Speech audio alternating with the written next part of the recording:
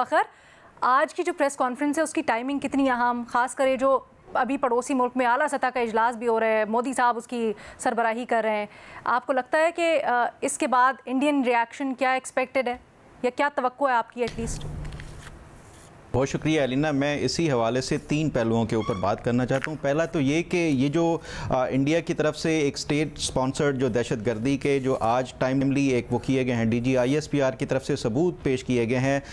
इसके हवाले से दूसरा जो इसमें जो इंफॉर्मेशन वारफेयर कितनी ज़्यादा अहम है ख़ास तौर के ऊपर इस तरह के मौके के ऊपर, उस पर भी, और तीसरा जो भारतीय जारियत है, क्या पाकिस्तान उसके लिए तैयार है भी या नहीं है। पहली बात तो ये जो DGISPR की प्रेस कॉन्फ्रेंस है उसमें वाज़े तौर के ऊपर ये साबित हो रहा है और ये ऑफर भी की गई है कि आप किसी भी इंडिपेंडेंट और न्यूट्रल मुल्क से ये इसकी जो फॉरेंसिक है वो करवा सकते हैं, जो सबूत दिए गए हैं। इंडियन जो स्टेट स्पॉन्सर टेररिज्म है पाकिस्तान में, पाकिस्तान के अंदर, उसके हवाले से मैं समझता हूँ कि ये बड़ा टाइमली है, ख़ासतौर के ऊपर जिस तरह इंडिया के इंटरनेशनल प्लेटफॉर्म के ऊपर पाकिस्तान के ऊपर इल्ज़ामात लगाए जा रहे हैं। तो ऐसी सूरत हाल में जब इंडिया खुद सबूत देने पाकिस्तान के मुलव्विस होने के हवाले से नाकाम हो चुका है, तो पाकिस्तान ने तमाम सबूतों के साथ ये साबित किया है कि किस तरह इंडिया मुलव्विस है पाकिस्तान के अंदर दहशतगर्दी के हवाले से। तो ये पाकिस्तान का जो एक मौक़िफ़ है उसको इंटरनेशनल लेवल के ऊपर उसको मज़ीद तक़वियत मिलेगी। दूसरा है कि ये जो इंफॉर्मेशन वॉरफेयर है ये कितना ज़्यादा अहम है। देखिए, अब जो जदीद जितनी भी जंगें लड़ी जा रही हैं वो डायरेक्ट कन्फ्रंटेशन से ज़्यादा इंफॉर्मेशन वॉरफेयर और उसके हवाले से जो दुश्मन को नफसियाती तौर के ऊपर आपने किस तरह से काउंटर करना है वो बहुत ज़्यादा अहम होता है। जिस तरह अभी भट्टी साहब ने कहा कि ये टाइम है इस टाइम दोबारा से पाकिस्तान के पास जो कुलभूषण यादव है उसकी दोबारा से एक फ्रेश एक जो उसकी वीडियो के ज़रिए स्टेटमेंट के किस तरह वो इन्वॉल्व रहे हैं बलूचिस्तान के अंदर दहशतगर्दी करने के हवाले से या पाकिस्तान के दीगर इलाकों में जो दहशतगर्दी करते हैं इंडिया स्टेट स्पॉन्सर्ड, वो दोबारा से पाकिस्तान को वो चलानी चाहिए और दुनिया को बताना चाहिए कि कैसे इंडिया वो कर रहा है। और तीसरे नंबर पर जो इंफॉर्मेशन वॉरफेयर के अलावा जो इंडिया की तरफ से धमकियाँ और बार बार ये कहा जा रहा है कि पाकिस्तान के ऊपर वो किसी टाइम भी हमला कर सकते हैं। देखिए, मैं आपको एक छोटी सी एग्जांपल देता हूं। 2019 में जब इंडिया की तरफ से सर्जिकल स्ट्राइक की गई थी तो उसके जवाब में पाकिस्तान ने 5 टारगेट्स सेट किए थे और 5ओं पे जाके बाकायदा उनकी तस्वीर लेके और वो किया था। एक जो चीज मैं उसमें ऐड करना चाहता हूं कि पाकिस्तान की जो इंटेलिजेंस है वो कितनी स्ट्रांग है एज कंपेयर टू इंडिया, के वहां पे एक कृष्णा घाटी में जो इंडिया का हेडक्वार्टर था, और आज हमने देखा उस इंटेलिजेंस का अमली मुजाहरा भी जब सबूत हमारे सामने रखे गए। मोहम्मद अली साहब, आप कहिएगा, ये जो अभी प्रेस कॉन्फ्रेंस हुई है इसके बाद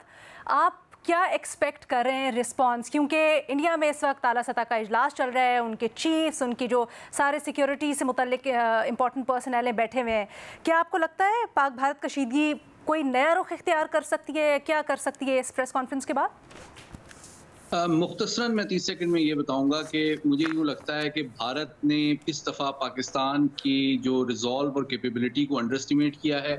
अपने माइट और को भी ओवर एस्टिमेट किया है और इंटरनेशनल इन्वायरमेंट को मिसरीड किया है कि दुनिया की जो बड़ी ताकतें हैं वो अपने मसाइल में कॉन्फ्लिक्ट्स में लगी हुई हैं, तो मेरे पास स्पेस है कि कोई इंटरनेशनल प्रेशर या इंटरवेंशन या मीडिएशन नहीं होगी। तो ये बहुत ज़रूरी है, मैं समझता हूँ, पाकिस्तान के यूनिलैटरल एस्केलेशन डोमिनेंस के साथ साथ जो अक़वाम मुत्तहिदा और बड़ी ताकतें हैं, खुसूसन इस दफ़ा यूँ लग रहा है कि चीन भी एक अहम रोल प्ले कर रहा है, ख़ास तौर पे जबकि भारत और अमेरिका के ताल्लुकात करीब होते जा रहे हैं। मीडिएशन के हवाले से ईरान, अरब ममालिक का भी रोल बढ़ रहा है। तो मैं समझता हूँ कि आई होप कि जो लीडरशिप है भारत की उसको वेल मीनिंग उसकी मिलिट्री और डिप्लोमेटिक लीडरशिप समझाएगी कि पाकिस्तान को आप अंडर एस्टिमेट ना करें। 6 साल के पहले के मुकाबले में आज हम कहीं ज़्यादा स्ट्रॉन्ग भी हैं, रेडी भी हैं और शायद उस दफ़ा तो आप जानते हैं जनरल बाजवा थे और